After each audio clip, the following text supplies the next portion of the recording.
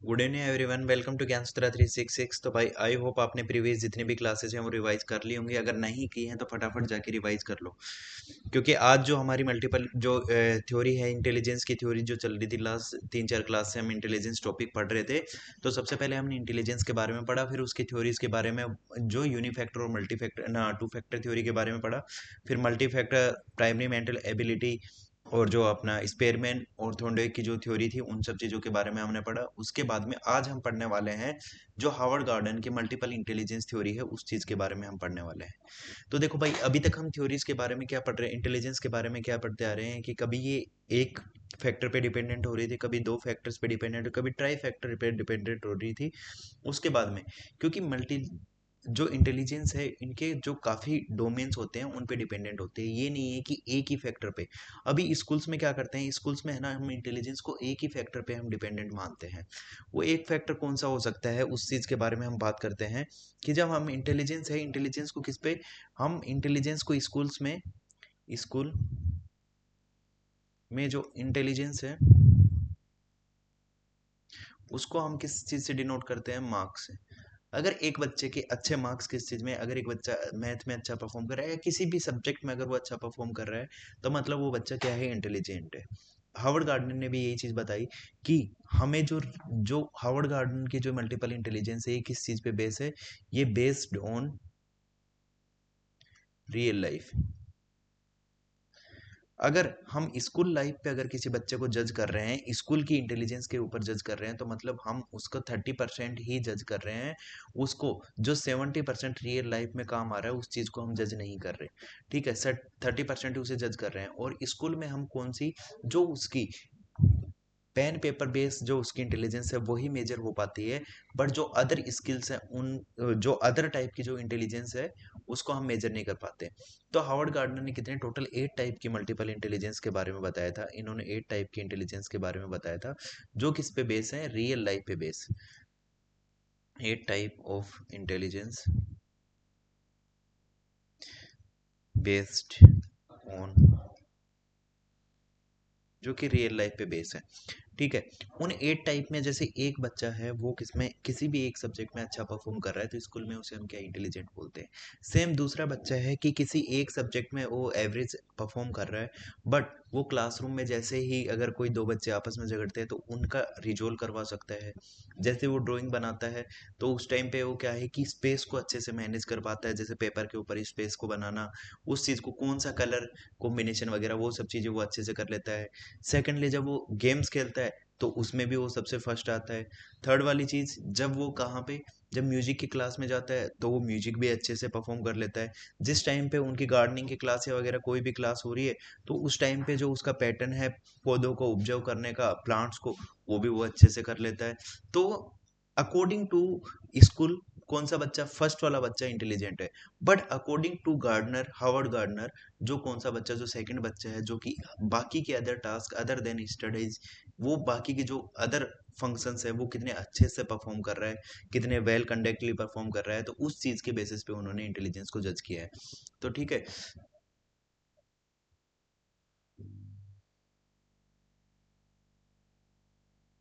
तो भाई ये मल्टीपल इंटेलिजेंस है। मल्टीपल इंटेलिजेंस में हम जो इन्होंने कौन सी चीज़ों के बेसिस पे बताया है, the Gardner believe that people have different way of the thinking and learning. कि इन्होंने जो इंसान हैं उनको क्या बताया है कि उनको डिफरेंट वे, हर एक इंडिविजुअल डिफरेंट होता है। इन्होंने इंडिविजुअल डिफरेंस के बेसिस पे बताया है कि हर एक इंसान अलग डिफरेंट तरीके से सोचता है और डिफरेंट तरीके से सीखता है। हमने चार तरीके से इन्होंने बताया कि कोई भी इंसान चार तरीकों से सीखता है। देखो, या तो किसी चीज़ को कोई इंसान विजुअली लर्निंग का मतलब है कि कोई इंसान किसी भी चीज़ को जब सीखता है, तो किस चीज़ पे बेसिस,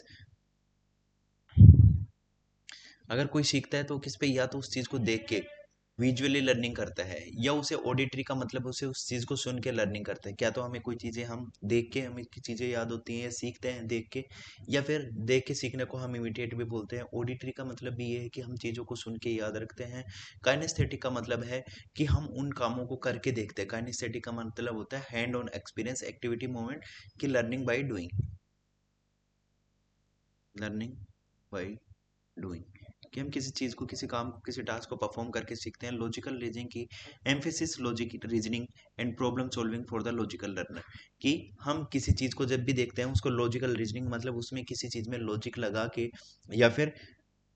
उस चीज़ को जैसे प्रॉब्लम सॉल्विंग करते हैं तो उसमें अच्छे से लॉजिक लगा के उसके पीछे की रीजन फाइंड आउट करके फिर उस प्रॉब्लम को सोल्व करते हैं, तो वो लॉजिकल रीजनिंग में आएगा। ठीक है, तो हमें सीखने की कौन से 3-4 तरीके इन्होंने बताए हैं कि विजुअली, ऑडिटरी, काइनेस्थेटिकली और लॉजिकल लर्निंग। ठीक है भाई, जो अकॉर्डिंग टू हावर्ड गार्डनर है। उसके बाद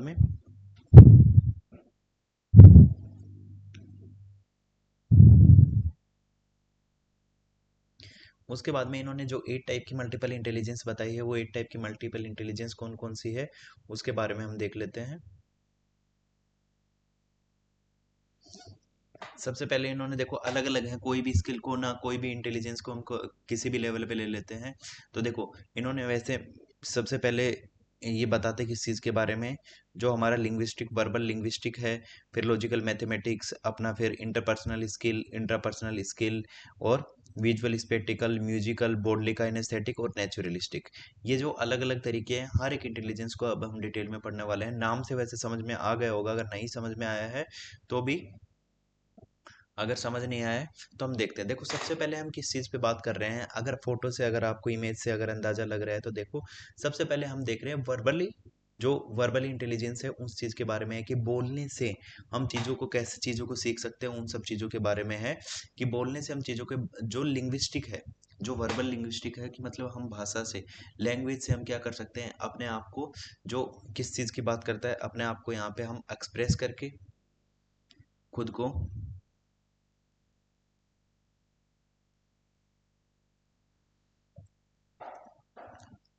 एक्सप्रेस करके, दूसरों को अंडरस्टैंड करके,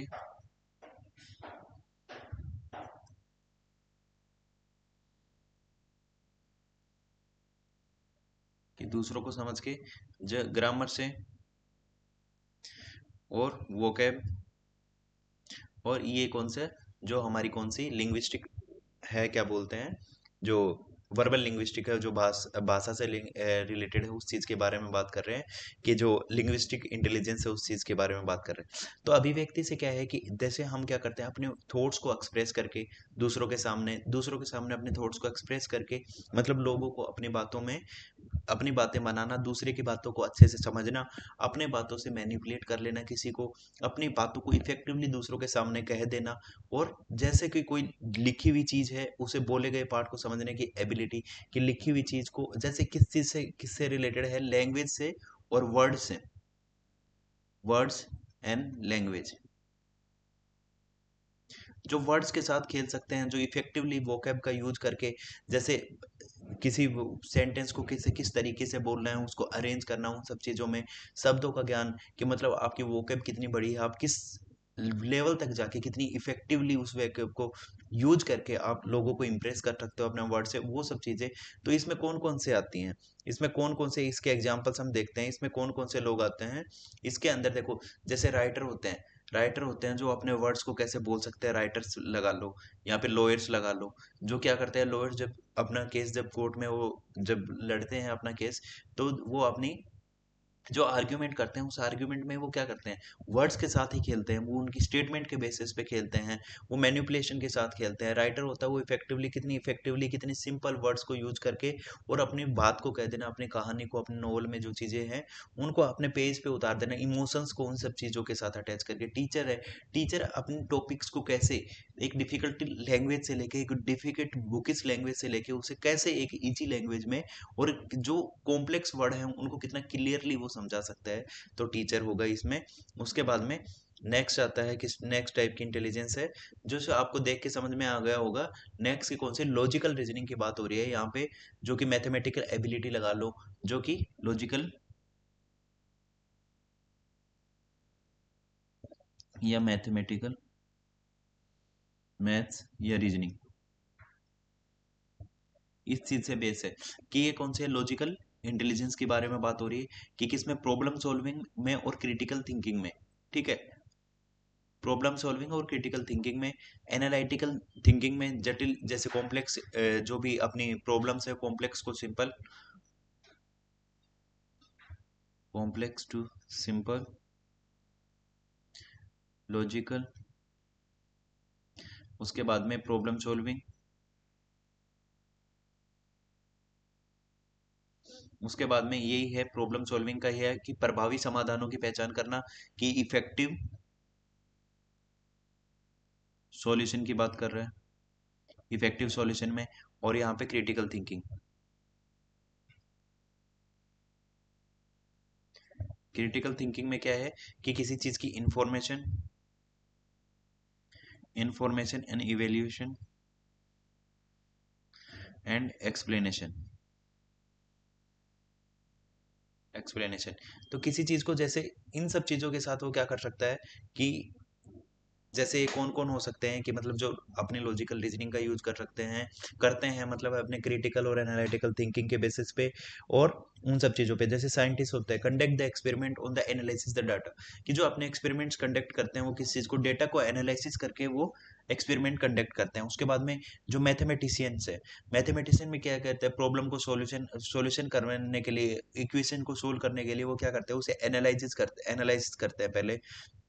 कि कौन सा फॉर्मूला लगेगा, किस वे में ये चीजें होंगी, अपना इफेक्टिवली लॉजिक के साथ साथ उसके पीछे रीजन फाइंड आउट करके उसको अच्छे से परफॉर्म करते हैं। उसके बाद में सॉफ्टवेयर डेवलपमेंट भी क्या करता है, कोड को, एल्गोरिदम को मतलब किस वे में सेट करता है, एक रिदम में सेट करेगा कि मतलब कौन सा कोड कहाँ पे लगाएगा, उसको अरेंजमेंट, उनका अलाइनमेंट, सब चीजें वो जो सॉफ्टवेयर डेवलपर है वो जो कौन सी मैथमेटिकल या फिर लॉजिकल जो एबिलिटी है उनका यूज करता है। उसके बाद में नेक्स्ट है जो स्पेक्टिकल एबिलिटी है। स्पेक्टिकल एबिलिटी के मतलब कि जगह का, स्पेस का, मैप्स का, कलर्स का, इन सब चीजों के, जैसे इंटीरियर डिजाइनर होते हैं जो अपना मैप बनाते हैं, मैप इन द सेंस कि या तो जो ये जो अपने पॉलिटिकल वगैरह जो ज्योग्राफिकल मैप्स होते हैं वो होते हैं, या फिर जो जब हम घर बनाते हैं, कोई भी बिल्डिंग है उनका मैप बनाना हो गया, या फिर क्लासरूम में स्पेस मैनेजमेंट हो गया, इंटीरियर, या तो साइंटिस्ट लगा लो, साइंटिस्ट में लगा लो कि एक अगर हमें कोई भी मिशन पे जाना है तो उसके अंदर हम मिनिमम वेट के साथ में कितना ज्यादा फ्यूल्स को मैनेज करना, वो सब चीजें। तो वो किस चीज में, देखो सबसे पहले स्थानिक तर्क का मतलब होता है कि एक किसका, स्पेस मैनेजमेंट।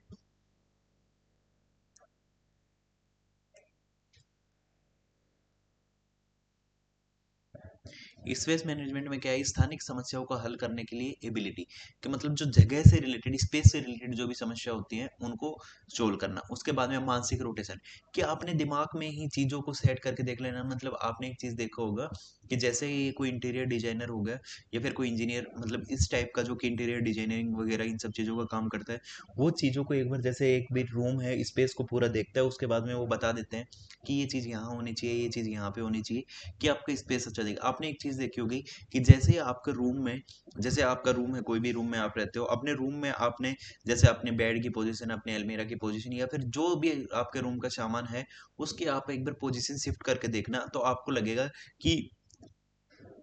कई जगह पे आपको स्पेस ज्यादा भरा भरा लगेगा, पर कुछ टाइम पे आपको लगेगा, अगर आप सही स्पेस मैनेजमेंट कर पाते हो, तो वो क्या होगा कि आपको उसमें स्पेशियस दिखने लगेगा। उसके बाद में चीजों को देख के उस चीज में एबिलिटी बनाने, मतलब दृश्य धारणा का मतलब है दृश्य जानकारी को समझने की एबिलिटी, कि मतलब चीजों को देख के, या फिर जैसे कोई चीज जा रही है उस चीज को देख के, या फिर क्लासरूम में बोर्ड पे देख के किसी चीज को हूबहू उस चीज को बना देना, वो सब चीजें, कि मतलब विजुअल्स को देख के चीजों को समझना, समस्याओं को समझना, प्रॉब्लम को समझना। उसके बाद में स्थानिक बुद्धिमत्ता, वस्तु और स्थानों की कल्पना करके हैं की एबिलिटी, कि मतलब इमेजिनेशन करके, जैसे जो अपना ड्राइंग वगैरह करते हैं उन सब चीजों के लिए आ गया, या फिर जो भी अपने आर्टिस्ट होते हैं वो इमेजिनेशन के बेसिस पे कैसे कैसे चीजें बना देते हैं। तो उसी चीज की बात हो रही है। उसके बाद में कौन कौन देखो, क्रिएटिव विजुअल सप्लाई, जो ग्राफिक डिजाइनर्स हैं, आर्किटेक्ट्स हैं, design building and the structure, pilots हैं जो नेविगेट एयरक्राफ्ट को सेफली नेविगेट करा सकते हैं, कि जो कि स्पेस के साथ साथ जो चीजों को, अपने देखो नीचे देखो इस फोटो में आपको अगर आप दिख रहे होगे तो नीचे वो कौन सा, जो आर्किटेक्ट है वो बिल्डिंग का डिजाइन और स्ट्रक्चर बना रहे हैं, और वो कौन से सबसे पहले पेपर पे बना रहे हैं, फिर एक मॉडल में बना रहे हैं, फिर वो एक्चुअल में उस चीज को बनाएंगे। तो वही चीज है। अब नेक्स्ट आते हैं म्यूजिकल इंटेलिजेंस। म्यूजिकल इंटेलिजेंस के अंदर कौन से आते हैं, संगीत बुद्धिमत्ता, कि म्यूजिकल इंटेलिजेंस में किस चीज की, सबसे पहले म्यूजिक को अंडरस्टैंड करने के लिए, म्यूजिक को अंडरस्टैंड करने के लिए और उसे क्रिएट करने की जो एबिलिटी होती है वो उसमें संगीत बुद्धिमत्ता में आएगी। उसके बाद में उसके लय के लिए, संगीत की समझ व पैटर्न के लिए, संगीत के समय और पैटर्न की समझ के लिए कि किस टाइम पे कौन सी चीज मतलब कौन सी धुन कहाँ पे आएगी। कंपोजर हो गए, जो कि म्यूजिशियन हो गए, ये सब चीजें हैं। वो जैसे म्यूजिक डायरेक्टर हो गया, या फिर साउंड का कि कौन सी साउंड यहाँ पे फिट हो रही है, कौन सी मतलब यहाँ पे इरिटेट कर रही है, वो उन सब चीजों का जो धुन धुन है, जैसे हम क्या बोलते हैं, ट्यून बोलते हैं। संगीत में पिचों का अनुक्रम, सद्भाव, संगीत में पिचों का संयोजन के मतलब एक दूसरे से जिस टाइम पे अलाइनमेंट करते हैं, कंपोज करते हैं, उस टाइम पे उन सब चीजों के। उसके बाद में संगीत रचना, मूल संगीत को बनाने की एबिलिटी, कि मतलब जो एक्चुअल म्यूजिक होता है उसको बनाने के पीछे कितनी चीजें लगती हैं, उन सब चीजों की। मेनली जैसे अगर मैं टैप भी कर रहा हूँ तो उस चीज की लय को समझना, उससे किसी चीज को रिमेम्बर कर लेना, तो वो सब चीजें किसमें, जो अपने संगीतीय बुद्धिमत्ता में आएंगी। इसमें म्यूजिशियन कंपोजिंग द, जो अपना म्यूजिक होता है, singer performing the song, sound engineer mastering the audio track. तो वो सब चीजें हैं जिनके अंदर जो है ये म्यूजिकल एबिलिटी होती है, वो इन प्रोफेशंस में आपको देखने को मिलेंगे। उसके बाद में बोडली काइनेस्थेटिक का आएगा, जिसके अंदर इंडोर और आउटडोर गेम्स आ देंगे, जो understand the through the physical end moment and experience. कि बोल्डली काइनेस्थेटिक वो क्या होता है, जो इजीली समझ पाते हैं किस चीज को, जो अपने फिजिकल मूवमेंट को और अपने एक्सपीरियंसेस के साथ साथ चीजों को समझ पाते हैं, उस चीज की बात कर रहे हैं। उसके बाद में नेक्स्ट आ गया जो इंटरपर्सनल रिलेशंस की बात करता है। इंटरपर्सनल इंटेलिजेंस का मतलब है understanding and the interacting effectively with others, कि जो दूसरों के साथ में इफेक्टिवली कैसे, मतलब इंटरपर्सनल कितना है, एक दो लोगों के बीच में, दो या दो से ज्यादा लोगों के बीच में जब बातचीत होती है उस टाइम पे जिस चीजों को परफॉर्म करते हैं वो इंटरपर्सनल इंटेलिजेंस में आएगा। उसके बाद में इंटरपर्सनल में कौन कौन से, जैसे सेल्स पर्सन होंगे जो कि रिलेशनशिप बिल्ड करने में काम आते हैं, टीम लीडर्स हो गए जो facilitate collaborate and the goal को अचीव करने में हेल्प करते हैं, काउंसलर हो गए empathetically guide clients through the challenges. Interpersonal का मतलब होता है कि जो दो या दो से अधिक लोग आपस में मिलकर किसी काम को इफेक्टिवली, जो टीम को मैनेज कर पाए। एक लीडर हो गया, सेल्स पर्सन अपना सामान कैसे इजीली बेच सकता है, लोगों को इन्फ्लुएंस कैसे कर सकता है। काउंसलर का मतलब होता है इम्पैथेटिकली, कि मतलब दूसरों की सिचुएशन में जाके उसकी चीजों को अंडरस्टैंड करके उस सिचुएशन में दूसरे के जो अंदर चीजें हैं, जो इमोशंस है, उनको बाहर निकालना और उनका इफेक्टिवली सॉल्यूशन करना, उन सब चीजों का। उसके बाद में आ गया इंटरपर्सनल, जो आत्म नियमन है, वो कौन सा,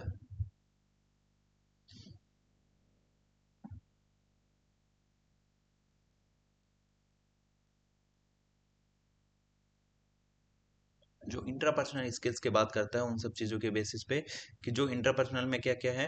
कि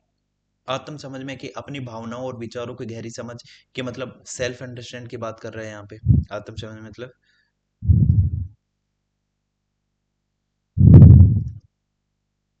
सेल्फ अंडरस्टैंडिंग की बात कर रहा है। सेल्फ, आत्म जागरूकता, सेल्फ की मतलब अपने आप को जागरूक, मतलब अपनी भावनाओं और प्रेरणाओं की पहचान करना। आत्म विनय में अपने भावनाओं और व्यवहार को प्रबंधन करना, मतलब उन पे कंट्रोल करना। आत्म प्रेरणा, सेल्फ मोटिवेशन की बात हो रही है, लक्ष्य को प्राप्त करने के लिए खुद को प्रेरित करना। और आत्म प्रतिबिंब का मतलब अपने अनुभव पर विचार का, जो सेल्फ रिफ्लेक्शन है उन चीजों पे, कि मतलब खुद को समझना, खुद के इमोशंस पे कंट्रोल करना, खुद के इमोशंस को कैसे, मतलब सेल्फ को, अपने आप को जागरूक कैसे रखना है उन सब चीजों पे, अपने आप को मोटिवेट कैसे करना है। सेल्फ रिफ्लेक्शन मतलब आपने कोई कुछ चीज की है, उस चीज पे अपना मनन करना, चिंतन करना, वो सब चीजें कौन सी, इंट्रापर्सनल स्किल में, मतलब खुद को अंडरस्टैंड करना। एक लाइन में मैं यहाँ पे लिख देता हूँ, अंडरस्टैंड द